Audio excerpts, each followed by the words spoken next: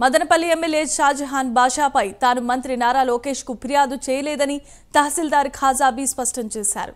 పత్రికల్లో వచ్చిన వార్తలన్నీ అవాస్తవమన్నారు. ఎమ్మెల్యే షాజహాన్ బాషా తన మధ్య విభేదాలు సృష్టించేలా తప్పుడు ప్రచారం చేస్తున్నారని తెలిపారు. ప్రభుత్వ ఉద్యోగిగా తాను ఎమ్మెల్యే ఇంటికి వెళ్లాను, అయితే పత్రికలు తనపై అసత్యమైన కథనాలు రాశాయని మండిపడ్డారు. ఇలాంటి ఘటనలు పునరావృతమైతే ప్రయత్నిస్తే పరువు నష్ట దావా వేస్తానని కూడా హెచ్చరించారు.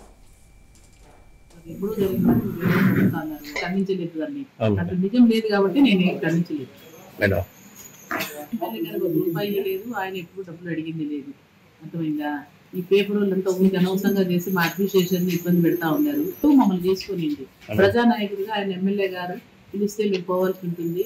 అక్కడ ఎవరైనా పబ్లిక్ సమస్యలు ఏమన్నా చెప్పినప్పుడు సార్ మాకు ఫార్వర్డ్ చేస్తారు. వాటిని మేము తీర్చగలిగేది చేయగలం సార్ అని చెప్తాము. లేనివైతే చేయలేము సార్ అని చెప్తాము. అంతవరకే కానీ ఇంకా ఏ విధంగా కూడా మేము ఏ ఇన్వాల్వ్మెంట్ లేదు. మేము ఆ సార్కి డబ్బులు ఇచ్చినారనేది లేదు. ఇట్లాంటి అసత్యమైనవి కానీ నెక్స్ట్ కానీ ఏమన్నా వస్తే